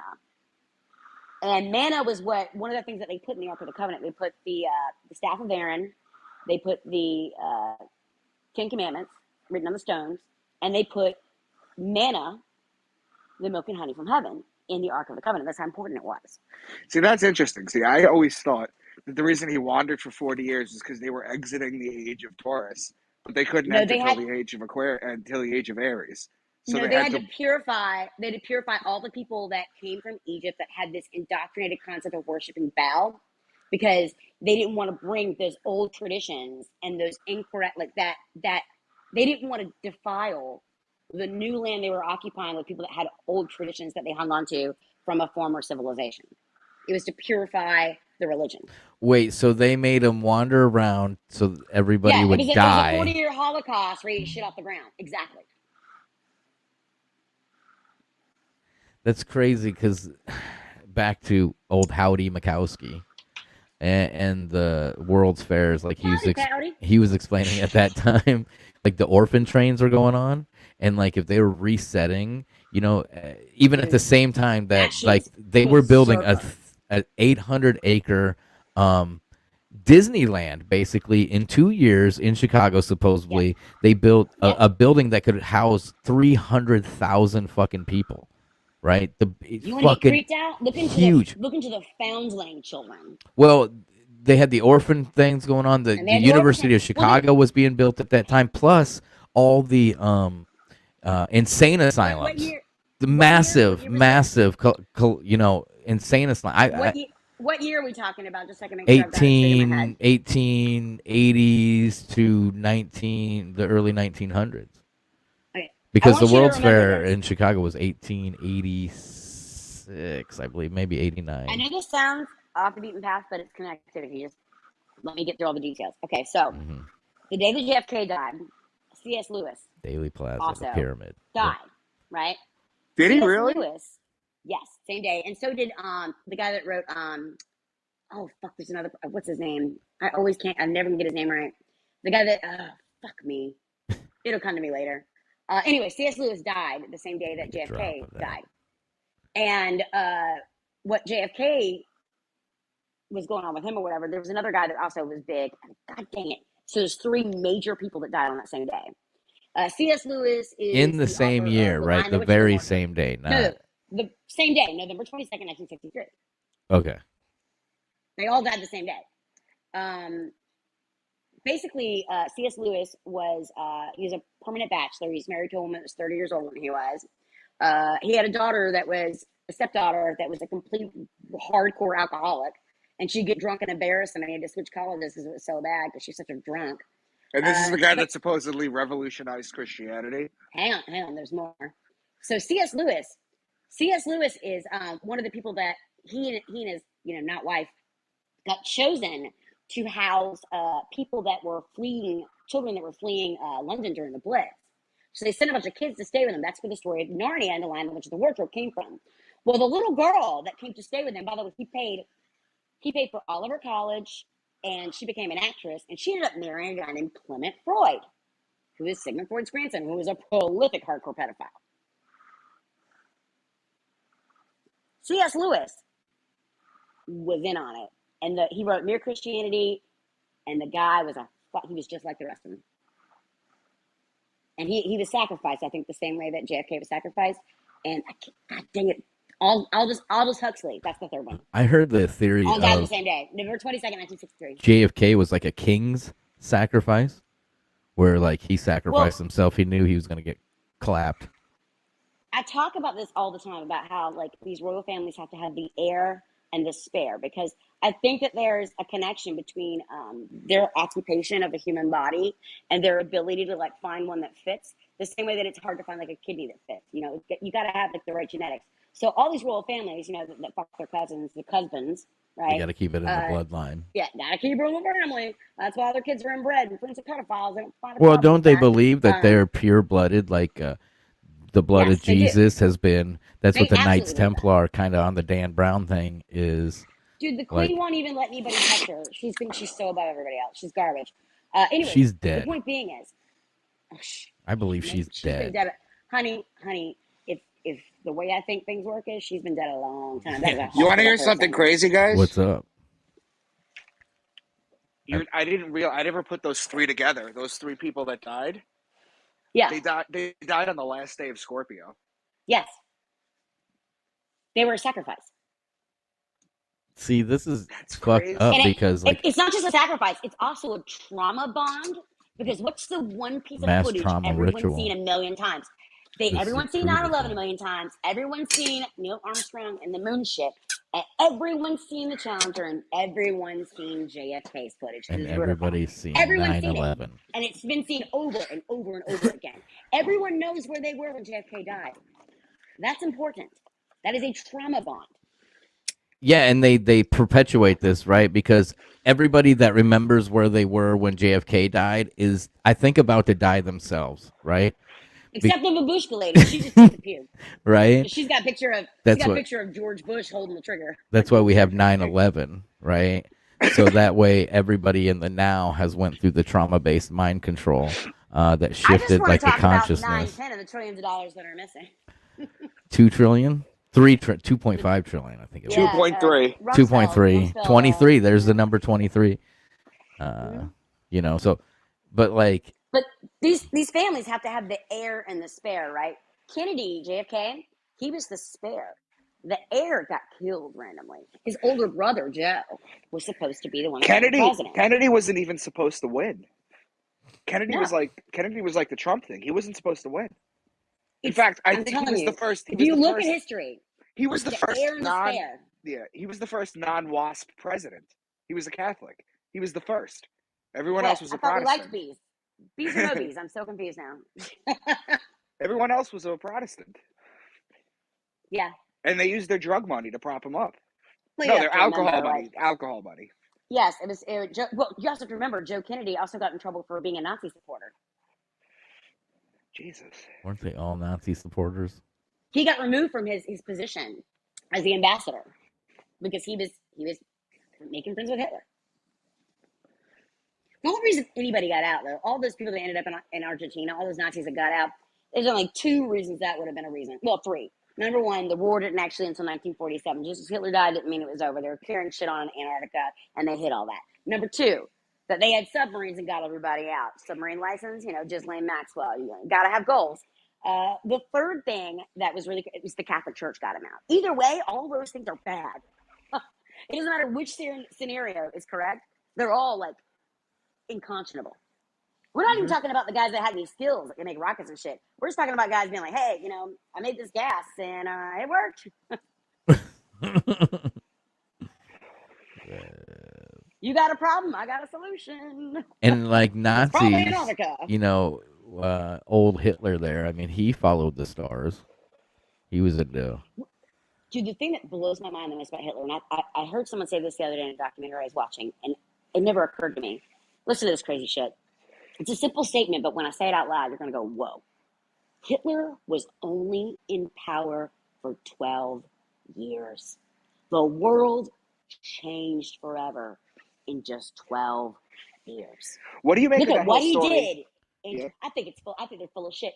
I mean, I don't understand where the money came from. They had nothing, and all of a sudden they had all this money. And granted, they were like taking the Jews' money. They were starving, right? Hold on a second. Wasn't Hitler's mother, or no, it was his mother or grandmother, That was It a was his servant grandmother. his grandmother that was a servant at the Rothschild He was house. he was an illegitimate grandchild, definitely. That's fine. That's all fine and good, but look at how many Rothschilds died during World War One.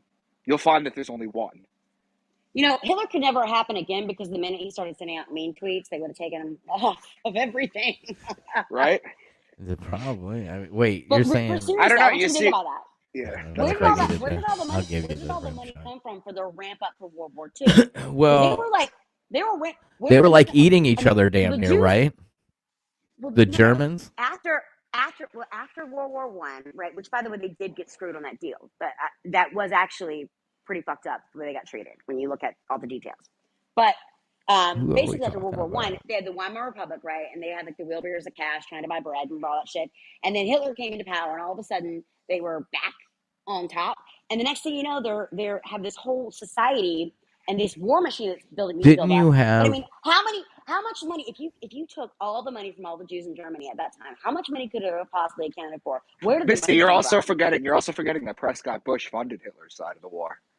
Well, that and he stole Geronimo's skull. Clearly, the guy has no respect. You're forgetting, he had early Bush money. He had the Rothschilds money. Dude, Well, I mean, before Laura Nazis and Germany, Bush. there was the Lauren Bush is Bolsheviks, one of right? the Sorry, garbage. the Ukraines and how they went through and. Well, you know why they're fighting over Ukraine, right? Because it's got a deep underground military base there that they want. I don't know. I just went And pyramids. about the Holodomor and what went on over there, like in the Bolshevik army. They were pretty brutal. The reason that Ukraine is Fucking something brutal. people want to control is because there's a major deep underground military base there, and it's also a black ops prison. Yep. And who knows what they have in there, and who knows who they have in there. But I know it's enough for Putin to want to fight over it, and for Joe Biden to go, I gave you all that shit in Afghanistan. Well, and then they made everybody Well, they believe can't like exactly it's send. a Well, they can't superpower. send. They've already done the sending sending C-17s full of pallets of cash. Like that didn't work out as well as they thought it would. So, I mean, if you're going to pay off winning an election to the Chinese government, why not just leave all that equipment? I mean, that's billions of dollars. Dude, you're literally killing me on this C.S. Lewis, Aldous Huxley thing. This is bugging me It's out. insane. And then I want you to look into Clement Freud and who he married, and the story behind the girl that became an actress that was the basis for Lucy in the Narnia books that came to stay with C.S. Lewis, and then he paid for her college and did all this stuff that just is inappropriate, right? And then she married he was a horrific pedophile and the grandson of Sigmund Freud, Clement Freud, and he lived 2 blocks before Madeline McCann disappeared, and invited her parents in for tea when they were looking for her. That's disgusting. And his wife had to have known, and I think she was a victim herself from C.S. Lewis. I think C.S. Lewis molested kids too. Good job, fucking sickos, man. You don't get to that level without a little pedophilia. It's You true. gotta have it in your background just to be able to be part of the club. This is true. Well, I mean, you have to remember, the Abel? only religion in the world that hasn't promoted pedophilia is Protestant Christianity. Because, I mean, you got what's her name that married Muhammad, right? She's 6, so she's, hey, if I punch her and she bleeds, it's good, right? Yeah, that's fucked up. Well, if you want to talk about Abrahamic religions, you might be right there. But there have been other so-called religions that don't promote pedophilia other than Abrahamic religions. No, you're right. They just kicked kids' heads down flights of stairs, to appease the gods. Everybody does something to kids. I mean, it's fucked up. No, I'm talking about other groups of people throughout the world that had their own philosophical beliefs about whatever the world was. That weren't Christians or Catholics or Muslim. That goes back to Baphomet, shit like that, where they wanted to sacrifice children. But let's just look at it. Let's just look at it let's take out all the religion and just look at this from a logical perspective, right? You are an up and coming civilization. Let's say you're a Celt, right? And you just kick the Romans out, and you're trying to feed everyone. You don't want to go after the children, because if you go after the children, then you don't have people to continue to exist in the society, and your society will fail it because goes you don't have back enough to population. Chronos. Saturn and Jupiter being Zeus and how Kronos ate his children. Didn't so I just they say said, we're we should didn't I eat just say our we're own taking children. Yep. Just take all the religion out of it, take all the history out of it. Just think about this It's not. logically. I'm saying It doesn't it's make any sense. astrotheology. It goes back to astrotheology, and when they were looking at Saturn eating Saturn's own moons, which were his children, which were Uranus and Neptune. That's where that shit comes from. Yeah, That's where all the child sacrifice celebrating shit comes from. Saturnalia coming up. Because Kronos had his own children. Yes. I mean, Fucked up. Carthage gives me the fucking creeps. Those people, wow. Who? Wowing. The Carthaginians, dark shit. Yeah, and I mean that's what we're celebrating coming up is Saturnalia. Well, you gotta, hey. And then it's Santa. not every day that some guy can sneak down your Is chimney. Mike in here to break the shit down? I mean, he's got I'm here. Mike is. Oh man, dude, I'm doing my own research. You talking in? You got the facts, yeah, bro. Missy got him with something, and now he's got. I mean, shit, Mikey, you got the breakdown, bro. Dude, this is absolutely crazy. This is absolutely crazy too. Yeah, I follow all your stuff though. I follow Rex Bear. I've been following him for like 6 years, so I followed your stuff for a long time. I just want to point out one more thing, and I'm going to take a little break and let somebody else talk. But why is it that we find it totally acceptable to tell our children that there's a guy that sneaks into our house in the middle of the night, right, is overweight, eats cookies, leaves presents, and then sneaks back up our chimney? Like, well, I mean, the original story wasn't he snuck in and ate your kids? I mean, wasn't that the original? I asked that at 6 years old. I saw Mommy Kissing Santa Claus is the creepiest song I've ever heard in my life. That's all I have to say. Yeah. I'm gonna let y'all talk for a minute. Santa Claus is Coming to Town is the creepiest song I ever heard. Santa Claus is going. He knows when you're sleeping. He knows when you're awake. He knows when you're good or bad. I mean, what the hell is that shit, dude? Like, what is this guy? He's a fucking creep. Yeah, Santa's Satan, the fucking creepo. Krampus, you guys know about. And now they got the damn elf on a shelf bullshit to scare kids even more. Like, hey, well, you gotta have the CIA. Creeps. If you're gonna have the NSA, you might as well have the CIA. Well, yeah, you gotta have the CIA. They're always spying on us. Yep. So yeah, you guys know what? You gotta indoctrinate kids early. What's up, Marco? You guys know what Saint Nick is? Saint Nick? What's that? Yeah. Does anybody know what it is? I was hoping it wasn't like a sexual. Google like, it. Google Saint thing. Nick. Like a donkey punch. Google Saint Nick. It's where I sneak in your house and leave you presents. Sorry. It literally means. He's Googling it. Oh, can't take me anywhere. I'm gonna go check on my kid real quick. I'll be back in a few minutes. Yeah, so Saint Nick. So happy I never had children now. Literally means devil, like Satan, all that stuff, and then Klaus is German for Nicholas, Klaus. Yeah, but like Klaus Schwab. Satan's made up too. It only means the adversary. It's staring yourself in the face. It's talking about the worst part of yourself you have to deal with. That's what Satan really means. Klaus actually. Well, Santos would say Klaus comes from the claustrum, which is the part of your brain that basically highly interacts with. It basically allows you to do complicated things. It's known as the seat of the soul. Klaus Schwab's the one that they call when you have a baby and the first breast milk that comes out? Isn't that colostrum too? Klaus Schwab is trying to kill us. Just throwing that out there. Yeah, Missy.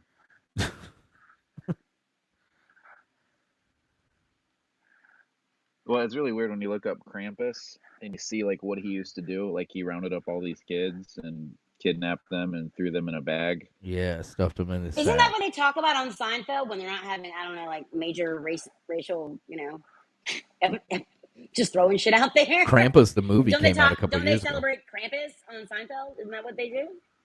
I don't remember. That was a long time ago. Yeah, I don't remember. I thought it was like a Jew, Hanukkah or something, a mixture of Hanukkah and Christmas. But yeah, the symbolism of Santa or Saint Nick. Yeah, I mean it goes back to Satan or Saturn, and that's why we're celebrating Christmas, which is Saturnalia. Why did Saint Nick become a saint? What did he do like that made him a saint? Do you know, Micah? No, I don't. I was just starting to look it up, but I gave up on it. Yeah, like the Catholics have all these different saints that do different things, and they have different patrons. Like what they like, the patron saint of like Saint Christopher is the patron saint of whatever, and this, you know what I mean? Like, Patron what is Saint saint of Nicholas? sailors, merchants, archers, repentant thieves, children, brewers, pawnbrokers. Creepy. Nice, not. Yeah, it's kind of like Epstein's friends. He rounds up a bunch of kids. That's what Krampus did. This is we true. know like St. Patrick was supposedly like kicked the snakes out of Ireland and like saved a bunch of like elves and like, you know, converted them. What did St. Nicholas do that made him a saint? And what was the miracle that let him be passed into sainthood? Because you have to like perform a miracle or whatever. Well, there's no miracle. It's literally Satan. There's no miracle. Yeah, that's why there's very little known as a historical Saint Nicholas. To be canonized as a saint, you have to have a miracle that can be proven that gets you the ability to be canonized. Yeah. Saint Nick is made up. Definitely, because look at very little is known about the historical Saint Nicholas. The earliest accounts of his life were written centuries after his death and contain many legendary elaborations. Satan is like Saint Nick is just Jesus. I thought he just won the Eurovision competition, and that's why we're still talking about. But yeah, I mean, it all goes back to Satan, Saturnalia. Yeah, everybody think it's weird. Anybody think it's Krampus? Yeah. What's up, Micah? It's pretty much a Baphomet. Yeah. Anybody think it's weird that R. Kelly called himself the Pied Piper and no one knew any better? Yeah, because the Pied Piper's Pan, right? Yeah. Yeah, man. With the flute. With the flute that brings all the kids. Fucking Michael Jackson had this weird, massive fucking painting of himself as Peter, as a Pied Piper. Did you know that? Dude, huge fucking painting. I mean, it had to have been like 15, 20 feet tall. Please tell me it's in the South Park episode. Please tell me they put that in the South Park episode. Please. I don't know if it's in the South Park episode, but it is fucking creepy that he had a rendition of him as Pan, basically, with the flute, and he even had the little fucking elf, or the hooves, the hooves, and he had little kids, sherbs or whatever, naked little kids, flapping their little tiny wings. He dresses up as the Pied Piper, doesn't he, in the South Park episode? You're just ignorant. You're just ignorant. Dude. Sort of, yes. Yeah, man, because Peter Pan, what's his face, was a fucking pedophile. He wrote that book for a little boy that he was in love and infatuated with. Not far behind him, y'all. I'm trying to find something on C.S. Lewis. All I could find is Lewis Carroll. Fuck yeah. Lewis Carroll is Alice in Wonderland. I know, but C.S. Lewis is The Lion, the Witch, and the Wardrobe. No, I know who he is. I'm saying is I can't find anything on C.S. Lewis. Have you tried DuckDuckGo? Yeah, I did. I'm like flipping through it. Yeah, J.M. What are you looking for? J.M. What is it you want to find on him? Because just any dirt, any shit on him. It's like Pan's Labyrinth. Okay. It's because you have to watch the documentary about his life where it discusses like who he is. It's free on YouTube. Was he like molested growing up? Well, I know he probably molested kids because he paid off that girl that married another molester that married freaking Clement Freud that came to stay at his house during the Blitz. And that's why he wrote the Narnia books. See, in the Narnia, that has Pan in it too, with the little goat. Absolutely. Guy. Yeah, yeah. The little Billy goat guy. And people don't understand. That's another thing people don't understand. They watch this stuff. They watch it with their kids and stuff. They don't understand the underlying shit that is actually going on. And because they're not smart. The reason it was written. It's Narnia was it's an esoteric book, basically. What's that? No, Narnia was written by C.S. Lewis. He wrote the book Mere Christianity. No, he was like he was an atheist, and he became a hardcore Christian. They say that he used to talk with what's his name, J.R.R. Tolkien, Lord of the Rings. They would have like debates left and right. Well, that's why their books are so similar. And like when it looks at when you look at the setup, if you're diddling little kids, you must not believe in God. Period. I mean, you wouldn't be fucking around with little kids and believe in some type of God. But it doesn't mean they don't the kids aren't gonna fuck themselves. Follow this pagan fucking shit, They don't believe the kids are innocent. That's what it is. They don't believe in the innocence of you. They don't believe in that. So that's why they're able to do you know that children have more natural DMT in their brains than adults, and that's why they're able to play pretend, and that's what sets them apart. And like that DMT level we lose that as we get older. Yeah. We're actually indoctrinated that out of us. If I we wonder go back if to DMT. more you do ancient DMT if you times, we ruin your taught that, DMT. and we actually rewarded that in children to be If more, DMT is the God code, use more having of more their DMT brain. in your brain makes you closer to God. Yeah. I mean, like I was saying earlier, um, how I catch myself when I talk about the body, being designed. I mean, I think a lot of people will say that, even if they don't believe, even if they're atheists, you can catch them saying, the body wasn't designed to do this, or just in speaking, and I've in died like 3 times, so I know there's a God. well, in actuality, I mean, That's it's so funny you said designed that. from I was going birth to to say death. everyone's an atheist until they're on their deathbed, and then all of a sudden they change their mind. But even to And that's death, the truth too, but yeah, it's when you actually die and like you realize there's more to you your get the body DMT drip right than then. this life. All right, guys, I'm jumping off. Yeah, Not man, feeling too hot. thanks for coming on, Micah. Yeah, we'll do this We'll have to anytime. do it That again C.S. Lewis stuff is giving you the creeps, huh? It's on not one. giving me the creeps, but like you're just like juicing my brain so I can write some stuff for my 8th book.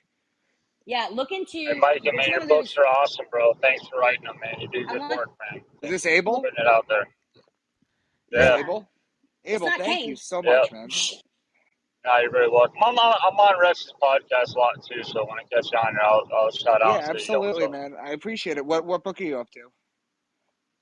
I think I've gotten up to 5. You're volume 5, but you got like 9 of them, don't you? No, I have 6. 7. I have 6 out right now. 7? My seventh just hit my Okay. publisher. That's coming out in February. All Don't right. hit your All publisher. right. They And do he's that. writing I a got some children's. catching He's up to writing a do. children's book.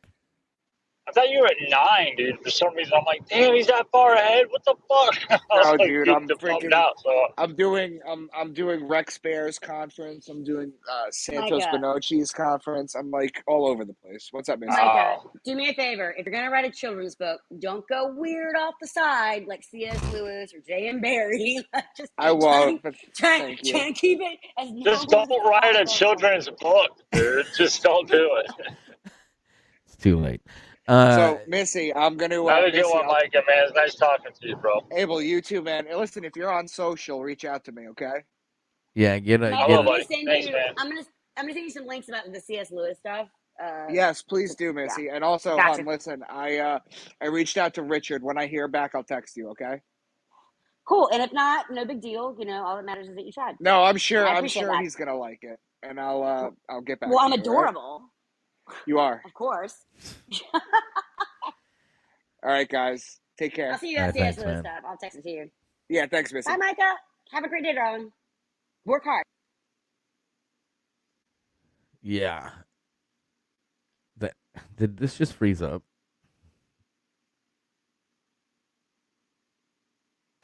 No, I just got quiet. So I mean, I can see how you get. Oh, I know sometimes this will freeze up on. I mean, I've been kicked out a couple times, and then It's it'll because freeze they up on me. love you. The lizard people love you.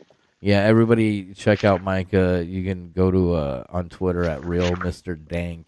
Hit him up for a book. I figured you'd had a Fuck much Jeff bigger Bezos. audience for it, dude. All of his Yeah, books man. are also I thought today would available. be a little. I mean, it seems to be hit or miss on the last couple weekends. I mean, usually Saturday it's popping. I was hoping everybody was going I to be know in this here. on my calendar since you Things have announced been it. weird on Clubhouse, though, man. I've seen a lot less people and a lot less of like certain groups, like a Hey, lot of check separate stuff. There's not a lot of people in there, and Yeah, I before was. Micah kind goes. of Just so you so. guys know, you can buy his books on Amazon. You can ask for a special signed copy. I like to send his books to my friends that are in prison. No shit, for Okay. real. I sent a whole bunch of books to It people is in Christmas federal time. penitentiaries. Well, the only rule is that if I send you a book, you have to leave it or pass it on to someone else. So apparently, his Behind the Veil book is being passed around in the Florida Correctional Facility. Okay, but that is a And good. That everyone is a likes it. good gift idea for people. Is it I hit did up the same thing Micah to Charlie at Twitter on real Robinson. at I sent twitter.com. everyone Charlie Robinson's book to all my prisoner friends. Hey, honestly, it's better than the Dan Brown series. Personally, I think. because it delves a little deeper into shit and has a little bit more, I don't know, explanation. Dan Brown just like surface stuff. Well, Micah disguises it as fiction, but in reality, he's giving you a big dose of like, the truth. But he disguises it as fiction, so it goes down easier. Yeah. Yeah, he has to write it that way. Like, I already know that. I knew that before he released, the third book. He was on Rex's show, Rex Bear League Project, and I've been following him for years, so anytime Mike's on there, I check it out. Chris, when are you going to write a book? When am I going to write a book? Get out of here, man. I can't write no book. I have this cartoon idea, Yep. which me and